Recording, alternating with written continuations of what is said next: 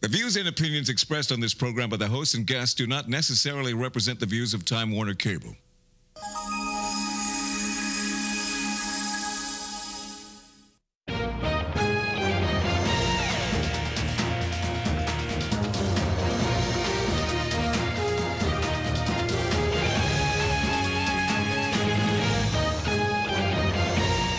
Hi folks, welcome to a special election edition of the World Report.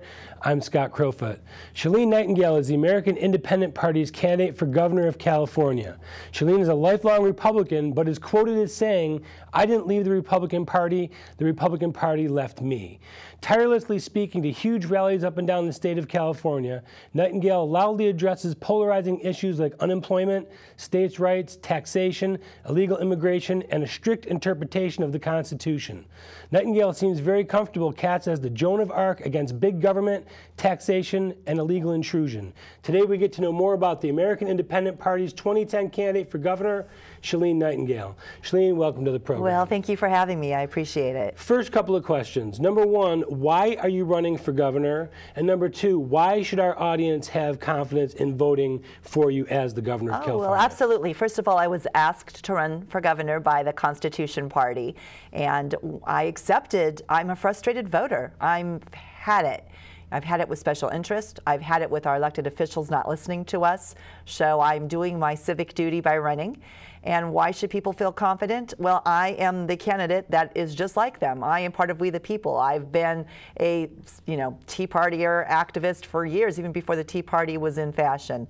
I mean what I say, and I don't waver from that. We have a state to save, we have a country to save, and that is my duty right now.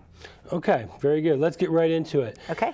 Some of the biggest issues facing California right now, as we all know, unemployment and jobs. I think we're at 12.5% unemployment. 12.5%, but the underemployment rate is over 30%, and in some regions, like in the Central Valley, it's over 50%. So what would you do specifically as governor of California to create jobs and to get the economy back on track again? It's a great question, and there's an easy solution. It's called free market, sound money principles, limited government. Get government out of the way, and jobs will come back. What I mean by this, we in our state are the most overregulated state in the entire union. We need to deregulate. The other thing that we have is too high of taxes, which is chasing business out of our state. In fact, I just read a magazine, and there was a CEO, it was a business magazine, and the CEO said, "We don't like doing business in California because every conversation is adversarial." As a matter of fact, Rick Perry, the governor of Texas, knows that. He's been in our state campaigning to take business away. So when businesses leave, there go jobs. We also have the other problem, which I know I'm sure we'll talk about later, illegal immigration, which also for those that live in more lower skilled communities, they've lost jobs to that market as well. So we need to deregulate, lower our taxes to bring business back, and we need to secure our borders. And if we do those three things, I am confident that we'll be able to turn our state around. It's interesting that you brought up Texas because that was the state that I was using in comparison with California. Yes. And I noticed that the Pacific Research Institute has a report out that says the corporate income tax rate in Texas is 1%. Yes. In California, it's 8.9%. Yes. That's a huge difference for a large corporation that would employ potentially thousands of employees. Absolutely. In fact, on a business index, we are ranked 48th out of 50 states. So what we need to do is we need to reduce that corporate tax, I say, by at least 50% and become more like a tax haven like Maryland does. Maybe even having a transfer fee for at least a couple of years so that they will stay here. We don't want them coming and then leaving again. But we're in dire need to do something that is friendly to business, including small business. My husband and I are small business owners. We have a heating and air conditioning company. And I'll tell you, the startup fees, the license fees, they just add up. We are not a friendly state for startup businesses. If we start becoming friendly and have those types of conversations and reduce the tax, people will come back. But right now, you're absolutely right. Again, in this magazine I was reading, our corporations are going to Texas, they're going to Utah, and a couple of other states. And here's something interesting. Since the beginning of this year, 85 major corporations have left our state, and that includes businesses like Toyota. In fact, this list of names, which I'm sorry I don't have memorized, but they were all large recognizable names. 25% of our manufacturing have left our state. I had a meeting with manufacturers the other night, and they're looking to leave if Prop 23 fails and I'm not elected governor. They're looking to leave. I met with dairy farmers one day. Same thing with them. They are looking. They're already looking at property in other states, and I don't think that I need to tell anybody. If the agriculture goes and the rest of our manufacturing leaves the state, so goes the state of California, so goes the rest of the nation. We're the 8th largest economy in the world. So the rest of the United States does rely on our resources and our economy here as well. It will collapse the United States.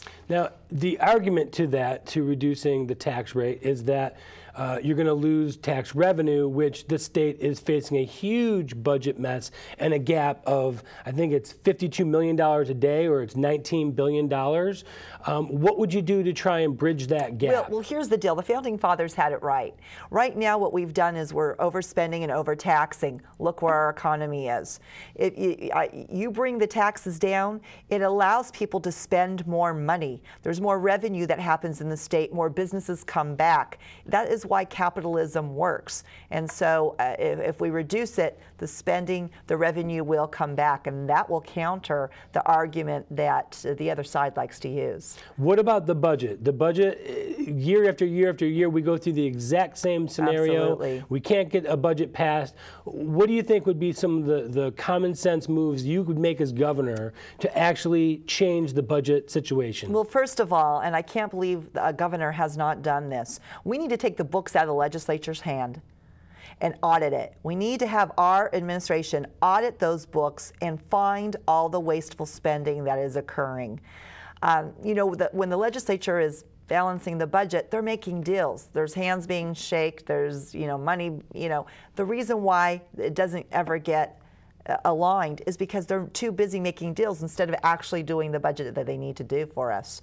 So take the books, audit it, get rid of the wasteful spending, again, reducing regulations, and for future spending, we actually have to reduce the time our legislature is meeting. And that's why I advocate a part-time legislature that will reduce the special interest lobbyists going in there, making deals, spending our money. How would you get the legislature to go along with something that goes against their best interest? Well, you know what? The governor is the one who makes the rule about the legislature. I'm just telling them they're going part-time and reminding them, you don't work for me, you don't work for the lobbyists, you work for the people. And if you want to keep your job, you better start working for them. I like term limits, and part of the reason I like term limits is so that they don't end up as career politicians having better interests for lobbyists than they do for the people. Chalene, we only have 1 minute left in this segment. Okay.